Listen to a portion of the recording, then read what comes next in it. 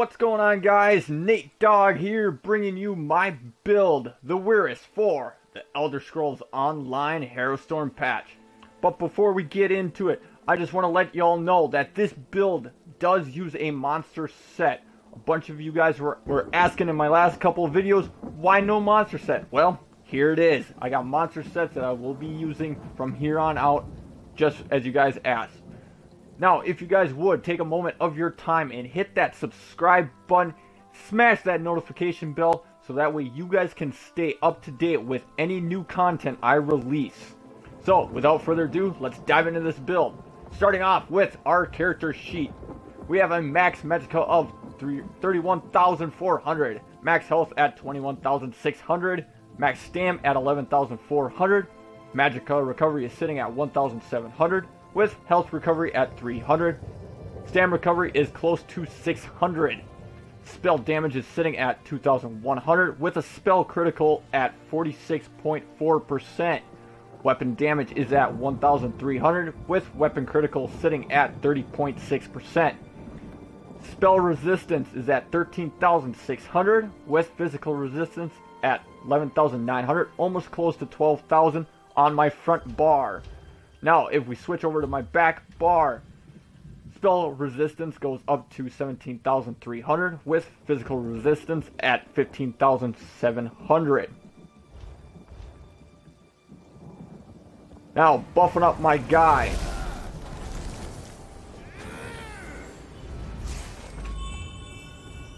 Our Magicka recovery goes up to 2,066 with stam recovery at 700. Spell damage is at 2,500 with spell critical at 56.4%. Our spell resistance and physical resistance actually go up a lot higher than what it is shown there. It goes up to 23,900, almost 24k, with physical resistance at 22,300. Attributes. We put all of our points into Magicka. The reason for this is the Warden. You can use either Magicka or Stam as a healer, and based off of my race that I chose, I end up going with Magicka. Active effects that we have on, we have two Mundus Stones active. The first one we have is the Thief, which increases our weapon and spell critical strike rating by 2,200. The Astronaut increases our Magicka recovery by 340. The food or drink buff we are running is Witchmother Potent Brew, which increases our Magicka recovery by 270, max Magicka by 2,500, and max health by 2,700. Over in the stuff that we are running, like I said, Witchmother Potent Brew is a drink, which this increases, like I said, our Magicka health and gives us Magicka recovery back for 2 hours.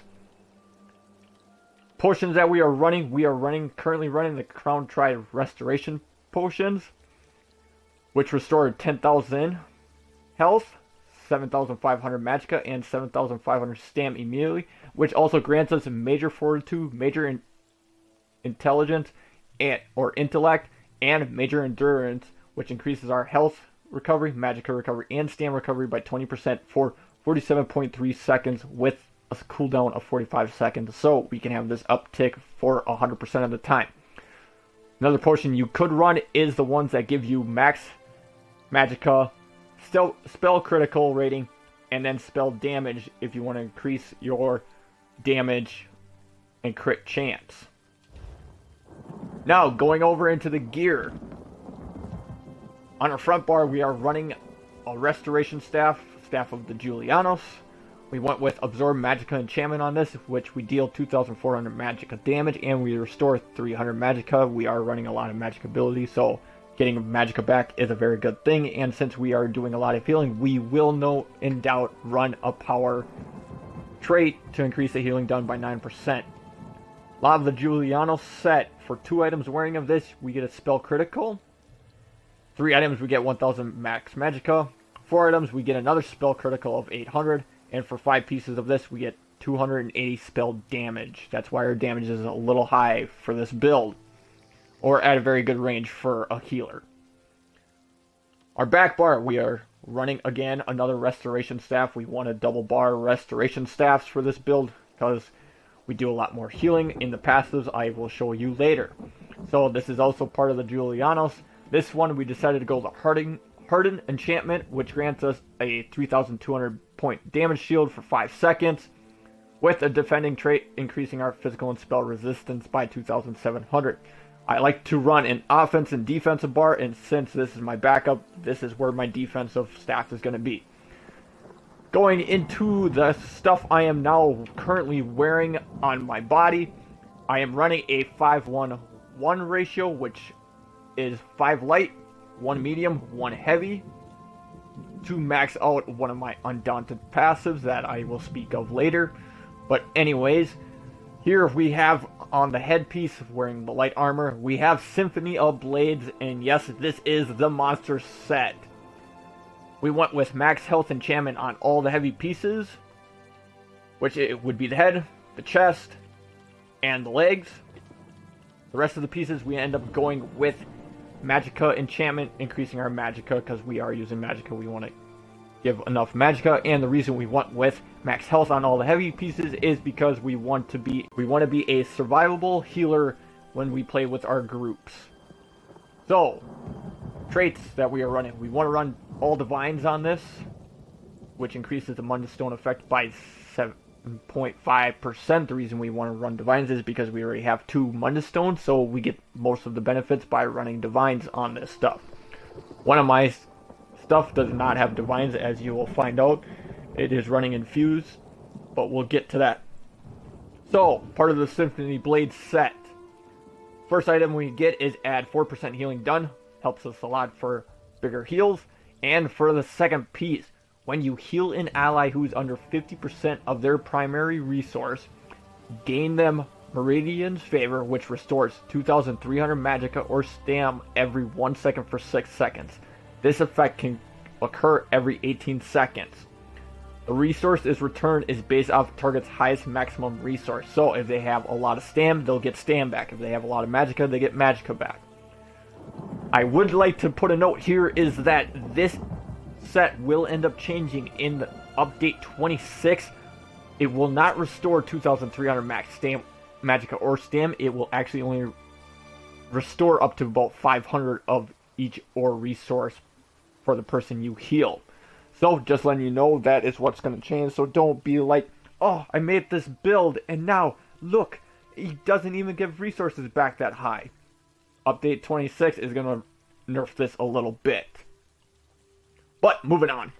Over in the chest, we are wearing heavy armor with the Twiceborn Star set. Max health, like I said before, divine trait. Twiceborn Star set, we are wearing 5 pieces of this. This gives us 1,200 max health. 3 items give us 1,000 max Stam. 4 items give us 1,000 max Magicka. And of course, 5 items gives us the ability to have 2 Mundstone boons at the same time. That is why I have 2 of them. Next we have is the shoulder. This is part of the Symphony Blades. This is our medium armor. Like I said, max Magicka on small pieces. The reason why max Magicka is 420 on this one is because of the infused trait. Increase our armor enchantment effect by 20%. We would like divines here instead of infused. Over in the waist, this is light armor, part of the Twiceborn Star set. Max Magicka, divines traits. Hands is light armor, part of the Twiceborn Star set. Max Magicka, divines traits. Legs, Twiceborn Star set, light armor, max health, divine traits. Since the legs is a big piece, that's why I get some max health. Feet are part of the Twiceborn Star set, light armor, max Magicka of 350 with divine traits. Over in the accessories, as you can see, my accessories here are only in blue color, but this build does very, very powerful healing for groups and does very, very well in veteran dungeons nonetheless. So, on all pieces of jewelry, we will be running the spell damage enchantment, which increases it by 170, with also arcane as our trait, which increases max Magicka by 820. Now, over into the skills that we are running. On our front bar, first ability that we have is part of the green balance skill line, It is the second ability to unlock, starts off as Healing Seeds, we then morph it to Budding Seeds. This has a range of 28 meters with an 8 meter radius for an area effect, lasts for 6 seconds. We summon a field of flowers which bloom after 6 seconds, healing us and our allies in the area for 11,200 health. While the field is growing, us and our allies also heal for 1,200 health every 1 second. We can activate this ability again to cause it to instantly bloom. An ally within this field can also activate the Harvest Synergy, healing for 10,900 health over the 5 seconds. So basically what this ability looks like is everything in that outer blue circle, or from the inside, gets healed. And then there we go at the end, get 11,000 health there.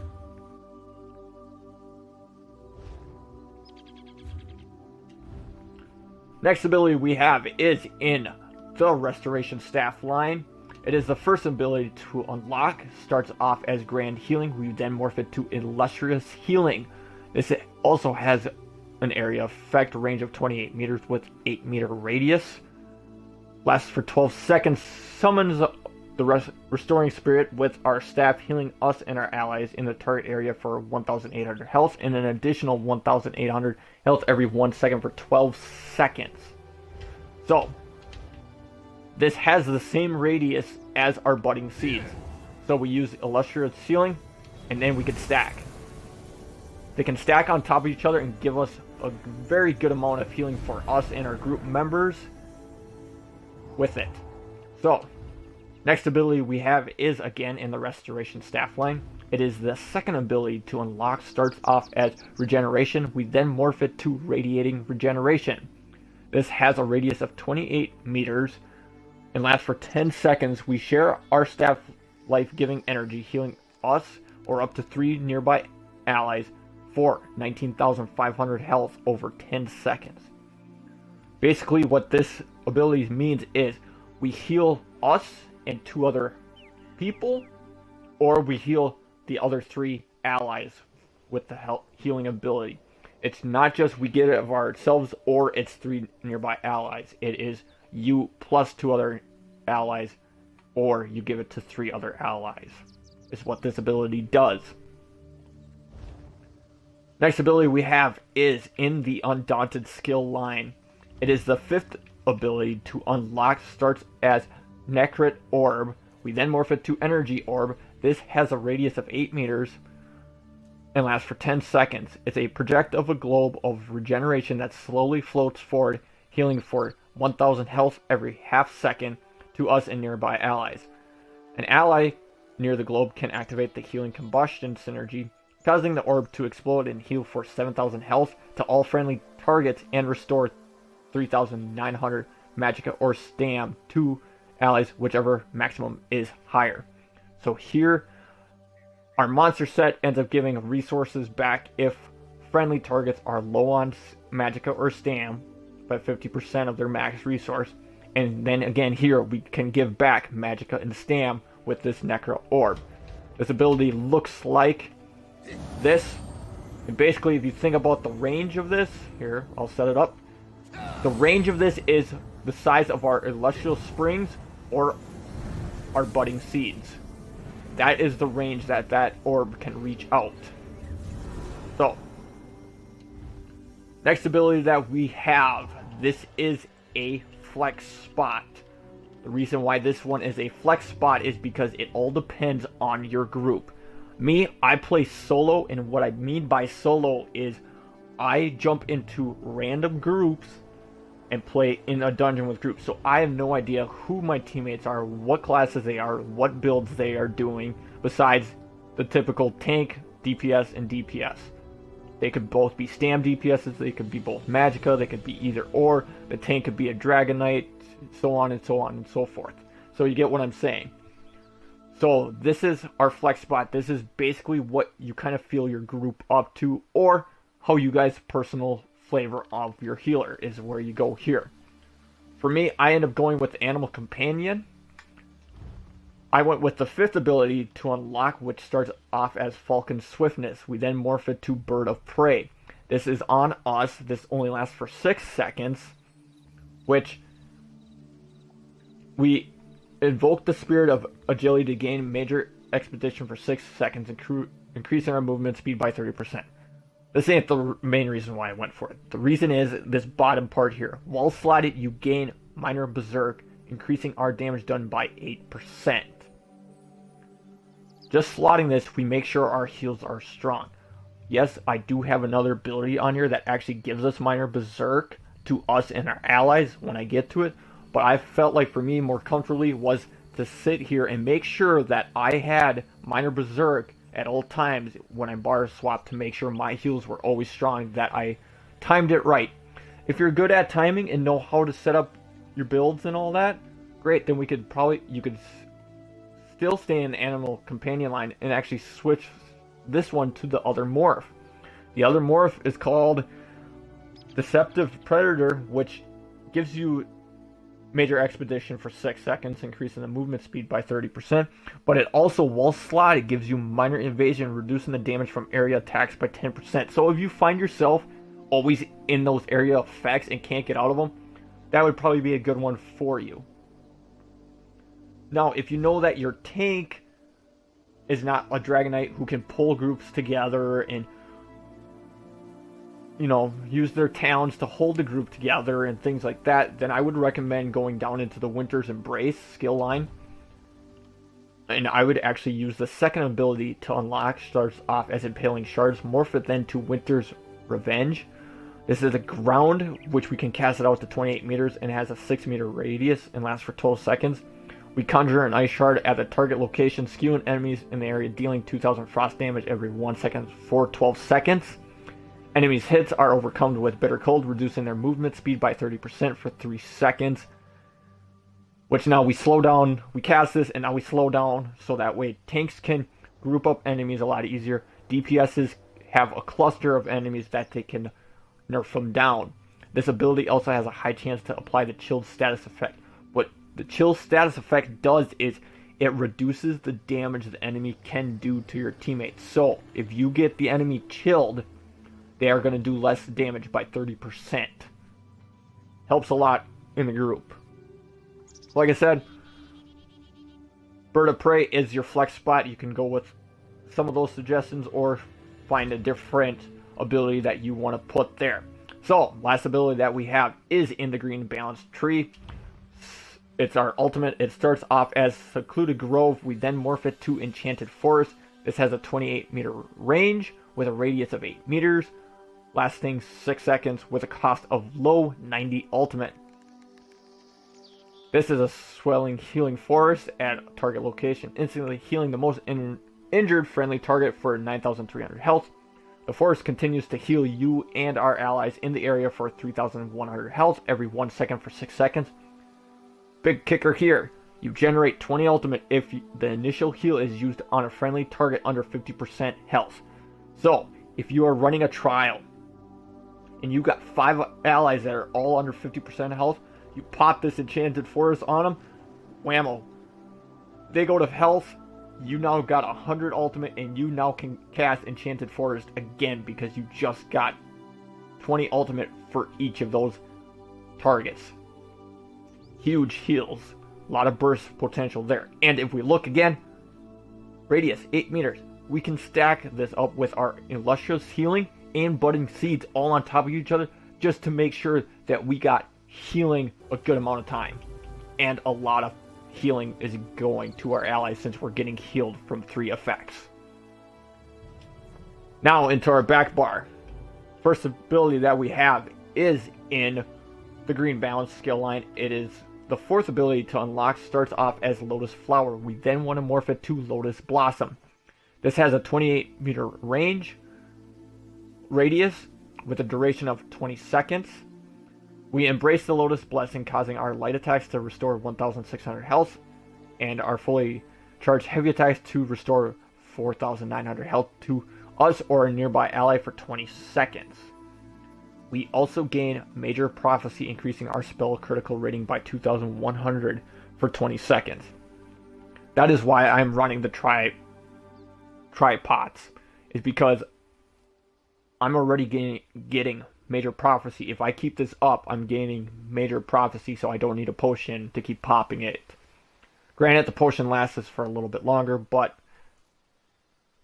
I have an ability, why waste a potion when I could get resources back and make sure I get health back and Magicka back.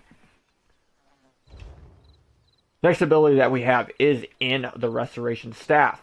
It is the third ability to unlock. It starts off as a Blessing of the Protection. We then morph it to Combat Prayer. This is an area effect of 20 by 8 meters and lasts for 8 seconds. We slam our staff down to activate this blessing, healing us and allies in front of us for 5,700 health. We also grant Minor Berserk and Minor Resolve, increasing ours and our allies' damage done by 8%. So like I said, this is where that Bird of Prey can also affect now the Combat Prayer. These cannot stack since they are the same buff, but I just make sure I always have Minor Berserk at all times on my healing bar, so that way I do more healing. And then we also give physical resistance and spell resistance by 1,300 for 8 seconds to us and our allies. So we increased our resistance by a good amount. That's why I was at roughly almost 24k. Spell resistance is pretty good buff for a healer. Next ability that we have is in the Green Balance skill line. It is the first ability to unlock. Starts off as Fungal Growth. We then morph it to Enchanted Growth. This is a cone, so starting from where we stand, going out in a cone shape for 20 meters, we send out a seed large area of mushrooms in front of us, healing us and our allies for 7,000 health. Any targets healed gains Minor Intellect and Minor Endurance, increasing their Magicka and stamina recovery by 10% for 20 seconds. Huge, huge, huge. Now we're giving Magicka and stamina recovery back by 10% for 20 seconds.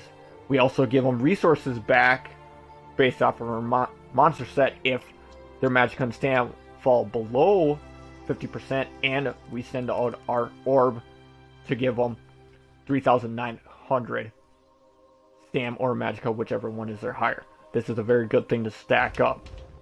So most of the time when I run these, there is our Lotus Blossom. So when we do Combat Prayer to buff up, I make sure I also do my Fungal Growth, because they are both basically the same thing. So you want to make sure you hit them both at the same time. So that way, if you have your group stacked up, make sure you get them both at the same time.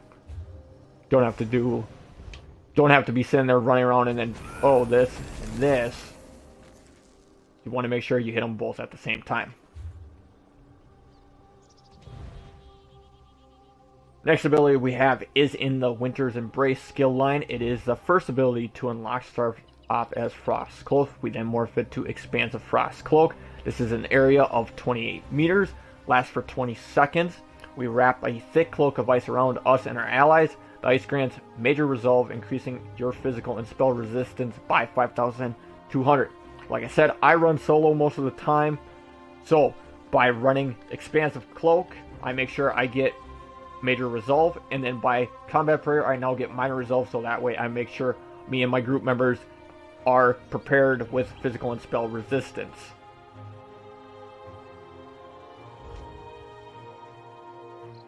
So, next ability we have is in the Animal Companion skill line. It is the fourth ability to unlock. It starts off as Betty Netch. We then morph it to Blue Betty. This is on us. Lasts for 25 seconds. It does not cost us anything to cast this ability, so make sure you cast this to keep this up all the time. So we call a Betty Netch at our side, which restores 4,900 Magicka, almost 5k Magicka, to us over 25 seconds, and grants us Major Brutality and Sorcery, increasing our weapon and spell damage by 20%. This is why we want to keep this up all the time.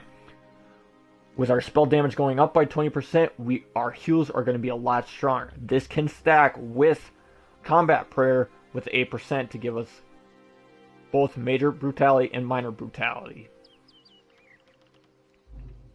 Or I should say, Minor Berserk. Gives us Minor Berserk and then gives us Major Brutality and Sorcery. The Blue Betty can also, every 5 seconds, the net removes one negative effect from us. This is why we want to keep this up. And since it's free to cast, you can literally, oh, I got a negative effect, cast it again, boom, that negative effect is gone on you. But this is our cleanse for us that we use on ourselves. Now, last ability that we have is back again in the Winter's Embrace. It is the ultimate that we use, Sweet Storm. It is then morphed to Northern Storm. This is an area effect, radius of 10 meters, lasts for 8 seconds with a hefty cost of 200 ultimate, which is about halfway.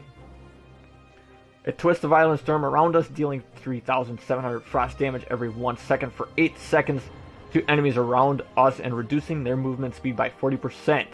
We also increase our max Magicka by 15% for 30 seconds. This is a big thing to, pretty much is the first ability I usually cast in a boss fight, is to make sure I have as much Magicka as I can for the 30 seconds, so it works for my group members. And we also gain major protection, reducing the damage taken by 30% for everybody standing within the area. So allies are not getting hit hard, we get Magicka, we reduce the movement speed by 40%, and also this can apply the chill status effect. Like I said earlier, if you have the chill status effect, it also reduces the damage that enemies can do to you by 30%. So almost whopping 60% damage mitigated. Huge, huge, huge. We're now going to go over the passives, and you'll get to begin to see why I have things set up in the class the way I do. So, starting off in the Animal Companion, first passive we have is Bond with Nature. Anytime one of our Animal Companion skill line ends, we are healed for 1,600 health. Always nice to get health back. Okay. Savage Beast, when we cast an Animal Companion ability while we are in combat, we generate 4 ultimate. This effect occurs once every 8 seconds. So, little ulti gen there. Make sure you cast your Blue Betty and your also Bird of Prey if you're running that. Next passive we have is Flourish, increasing our Magicka and Stam recovery by 12% if an Animal Companion ability is slotted. That is why I am running 2 Animal Companions, one on my front bar and one on my back bar, to make sure I always get that 12% to Magicka and Stam recovery. Last passive we have is Advanced Species, increase the damage done by 2% for each Animal Companion ability slotted. That's why I have it on both bars, so if our heals end up going off on our back bar, we didn't lose it by not having an Animal Companion ability slotted. So our heals are a little bit stronger by 2% because of this passive. And animal abilities slotted. Next tree is Green Balance. First passive we have is Accelerated Growth. When we heal ourselves or an ally under 40% health with Green Balance ability, we gain Major Mending, increasing our healing done by 25% for 3 seconds. Helps a lot, gives us a lot of heal if we can nail this Major Mending, but this only can apply if allies are under 40% health. So, take some, you lose some. You either let your allies go down to 40% health and then get the Major Mending bonus, or you make sure they just stay at full health and get Major Mending a different way that I'll talk about later. Nature's Gift. When you heal an ally with a Green Balance ability, we gain 250 Magicka or Stam, whichever resource pool is lower. This effect can occur once every 1 second, which has a pretty good tick time of only 1 second. We can get resources back. Emerald Moss, increase our healing done with Green Balance abilities by 2% for each green ability slotted on our front bar. We have 2, and then again on our back bar we also have 2. That way we always make sure if a Green Balance ability is healing, we are doing good amount of healing on both bars. Last passive we have is Nurturing. When you activate a heal on yourself or an ally, you grant the target minor toughness, increasing their max health by 10% for 20 seconds.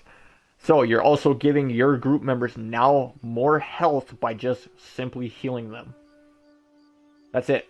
Let's just casting a Blue Betty And then quickly casting it again for no cost, we now get our health is now 10% more. Next passive we have in the Winter's Embrace. The starting off one is Glacier Presence. Increase the chance of applying chill to enemies and Winter's Embrace abilities by 200%. So that way we can get that damage reduction done from enemies by 30%. Enemies and allies who have recently been chilled take 10% more critical damage and healing from us. So if our allies get chilled, look at that. They now get 10% more healing done from us, and they do 10% more critical damage. Frozen Armor. Increase our physical and spell resistance by 500 for each Winter's Embrace ability slotted, and we have none on our front bar. That is why our back bar is our defensive bar, because we have 1000 for 2 abilities slotted. Next passive we have is Icy Aura. Reduce the effectiveness of snares applied to us by 15%. More of a PvP flavor, but also can be found in dungeons. This helps us a little bit, so that's why I have this passive. Last passive is Piercing Cold. Increase our Magicka and Frost damage done by 10%. So yes, that includes our heals. So our heals do 10% more damage. So they heal 10% more stronger. That's why we want this passive too. Since we are running Restoration Staff, this is where we want to go into. First passive we have is Essence Draining. We gain Major Mending for 3 seconds after completing a fully charged heavy attack, increasing our healing done by 25%.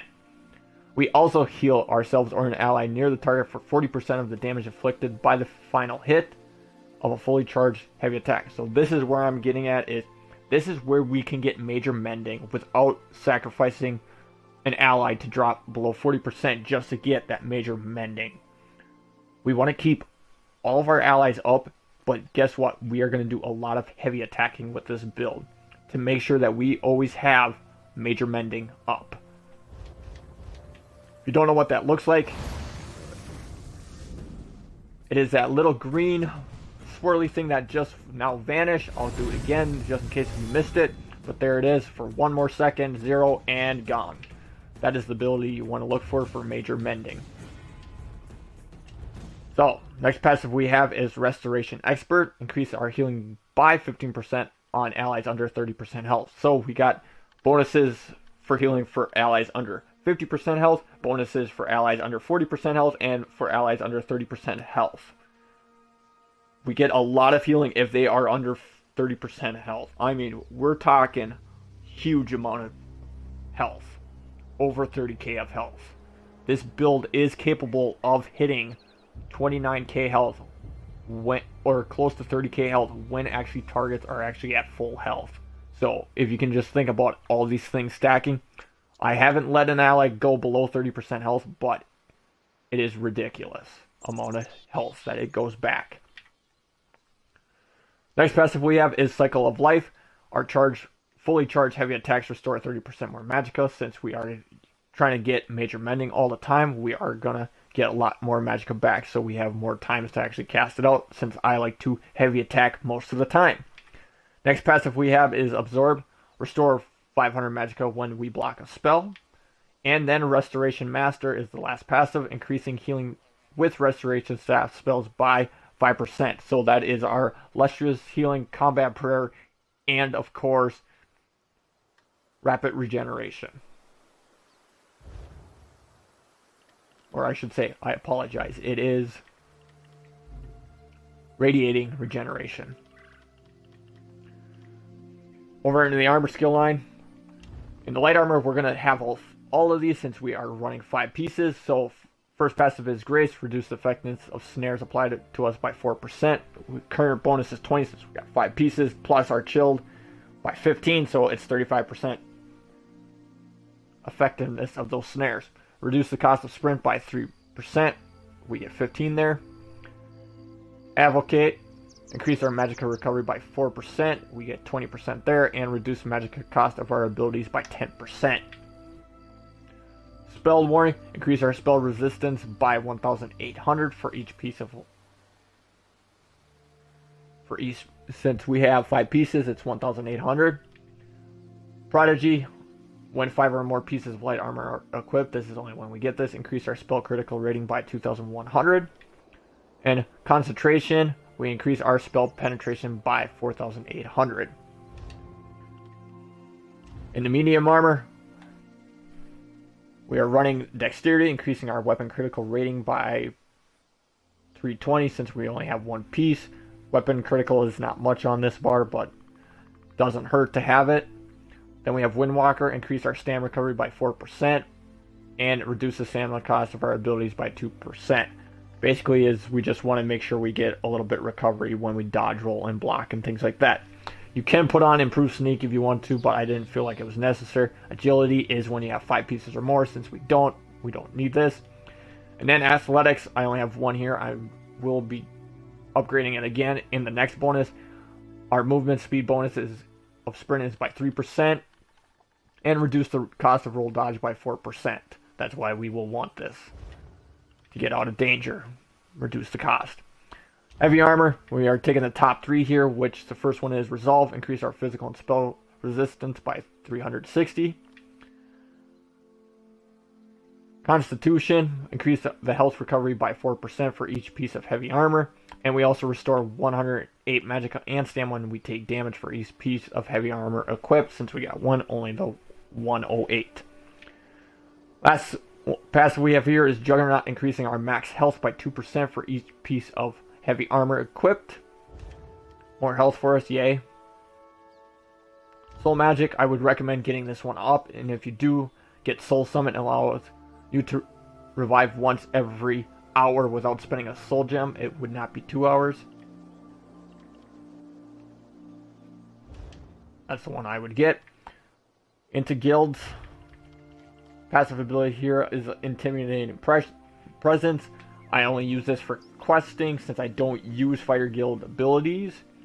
I would also get this leveled up for Banish of the Wicked to generate more ultimate. You actually generate 9 ultimate when you kill undead, data, or werewolves. There's a lot of that in dungeons, in overland, and stuff like that. Mage's Guild, like I said, first passive here is just Persuasive Will. This is just for major questing and stuff like that to go through quest lines quicker. Undaunted, you will want to get these passives. First one we have is Undaunted Command. Activating an ally synergy restores 4% of our max health, stam, and magicka, which gives us 1,100 health, 450 stam, and 1,200 max magicka back. Undaunted Metal is the last passive we have here. Increases our max health, stam, and magicka by 2% per type of armor, heavy, medium, and light. Since we are wearing at least one of each of those, heavy, medium, and light, we get 6%. So that's why our magicka health and stam is a little higher than those who do not have Undaunted Metal. Race, if you guys couldn't tell, I am the Argonian. I know it was very hard to see that there. But Argonian, we have Life Mender, increasing our healing done by 6%. So our heals are stronger by 6% more. So that's why this build has ridiculous amount of healing. Next passive we have is Argonian Resistance, increasing our max health by 1,000 and disease resistance by 2,300. We gain immunity to the disease status effect. Helps with dungeons a little bit. Resourceful, increase our max magicka by 1,000, and when we drink a potion, we just restore 4,000 health, magicka, and stam. So for tripods, when I restored 10,000 health, it was actually 14,000 health, and then 7,000 for both stam and magicka. It is actually at roughly 11,000 for each of those. If you're looking for a different race, I would suggest the Breton. If you don't want to play as an Argonian, Breton is a very good backup one. They have a lot better sustaining and all that. Your heals won't be as strong as the Argonian since Argonian has Life Mender passive. So, just letting you all know. Alchemy, this is a very good passive to get, and you will want to get it as quickly as you can, is Medicinal Use. When you use potion, results last 30% longer. That is why my potions last for 47 seconds and have a 45-second cooldown. So this is why we can have full uptime. So make sure you get Medicinal Use. Then over into Provisioning, I would recommend to get Connoisseur. Add 20 minutes to the drink of any consumed drink. Since we are running Witch Mother potent brew. It is a drink, so this gives us 20 minutes more to the effect. If you are going to run a food, then you would want gourmet. This adds 20 minutes to the duration of any eaten food.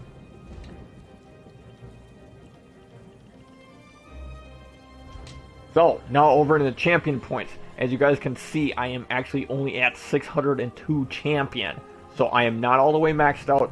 So, this build can actually get stronger if you are actually at 810, since I am not. But anyways, starting in the green tree with the tower, I have 40 points into Warlord, 9 into Sprinter. I have then 23 points into Tenacity, and 75 points into Arcanist. We then have 26 points into Tumbling, and 26 points into Shadow Ward. Starting in the blue tree with the Apprentice, I have 37 points into Bless, 40 points into Elvenborn, 23 points into Elemental Expert, 18 points into Spell Erosion. Then in the Astronaut, we have 16 points into Staff Expert, 28 points into Master at Arms. In the Ritual, we have 37 points into Thaumaturge. In the red tree, starting with the Steed, we have 33 points into Ironclad, 21 points into Spell Shield. In the Lady, we have 23 points into Light Armor Focus, 33 into Hardy, 33 into Thick Skin, and 33 into Elemental Defender. Last but not least, in the Lord, we have 23 points into Quick Recovery.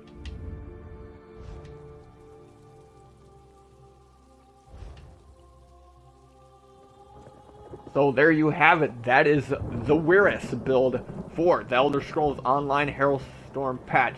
Thank you guys for watching. Now, if you guys would please take some time here too to hit that subscribe button, click on the notification bell so you guys can stay up to date with this build or any other new content that I may release. So, like I said, thank you guys for watching, and I'll see you in the next one.